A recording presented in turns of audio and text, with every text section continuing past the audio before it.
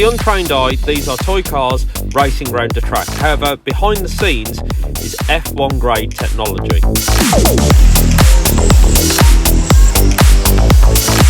I've come down to the 2020 12th IFMAR World Championships here in Milton Keynes in the UK to find out what goes into these miniature rockets.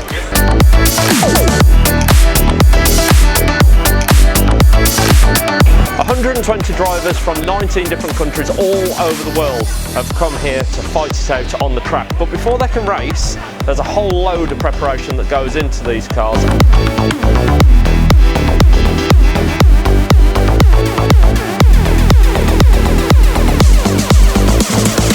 The 1/12 scale cars, they're very small cars with foam tyres.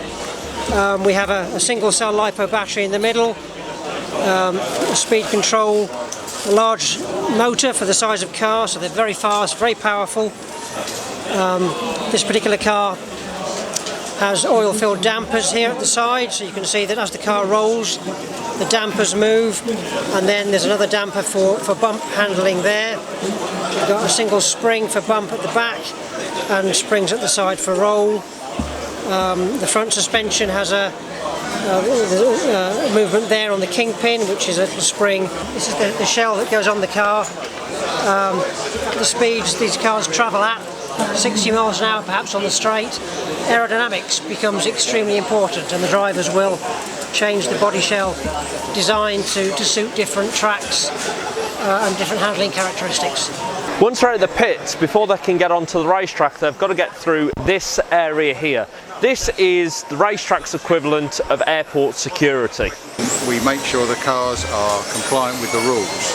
Now, some of the things we do prior to the race, some of the things we do immediately before the race. There are certain control products for this race, so the tyres are controlled and they are numbered, and that number relates to the competitor. That number conforms to the competitor's number on his badge. We'll also check the motor, the battery and the chassis. They all have to be marked and they have to be in accordance with the rules, and we do that before they come here, and the label just indicates that we've done it, and then we know, very quick to do. We have to check the battery voltage. There is a maximum voltage allowed. We have to check the speed controller. Then we will check the ride height. So the rules say the ride height must be at least 3 millimeters. So we have this gauge, and if you listen carefully, that means it's above, because I can hear it tap down. So that means it's above 3 millimeters. We then have to check how far this axle sticks away from this wheel with this gauge, and if it passes through the gauge, then it's legal. Here we have to check the body height. So we mount the body and we have a gauge here, and there must be a gap. Finally, like every class of motor racing, there is a minimum weight. So we'll put it on the scales and check that the weight is about 730 grams and Roberts is 734.9. So next they will assemble here. So this is the driver staging area behind me. And from there, once the previous race is finished, the mechanics will put the cars down, the drivers will go on the stand, and then control passes to the referees. They can now make it onto the racetrack, but they're not actually racing one another. Well, not just yet. First they've got to qualify, and that they're racing against the clock. And to time these miniature race cars is Formula 1 spec racing technology.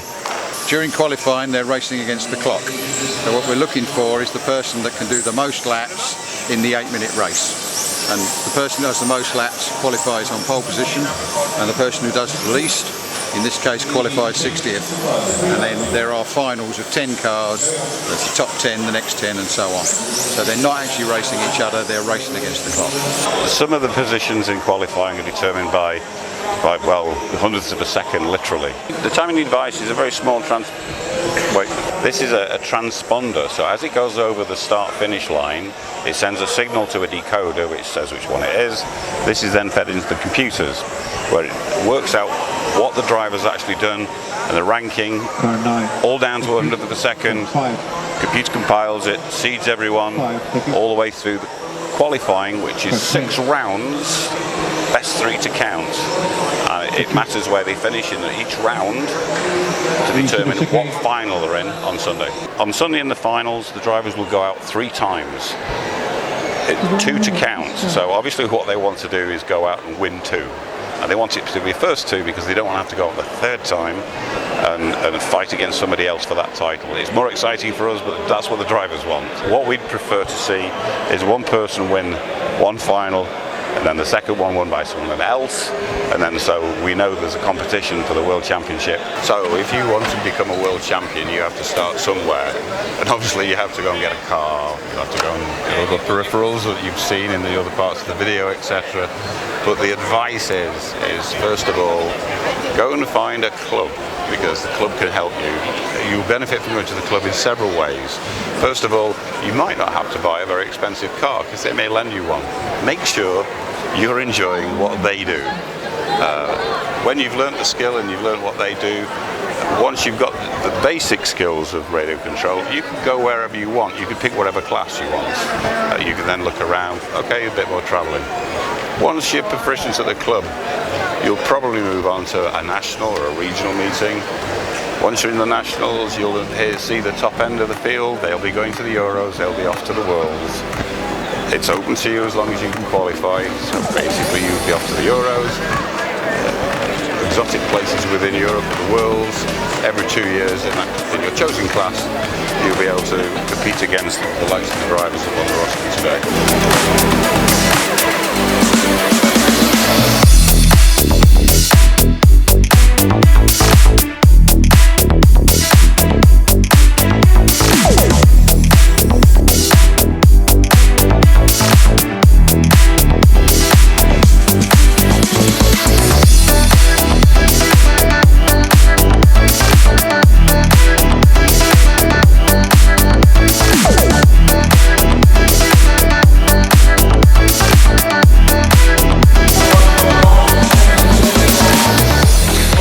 That's it, guys, that's the end of qualifying. So the next time the cars are out on track will be tomorrow morning, and it will be the final of the 2021 12th Championship. Massive congrats to all of our finalists and the very best of luck to you all.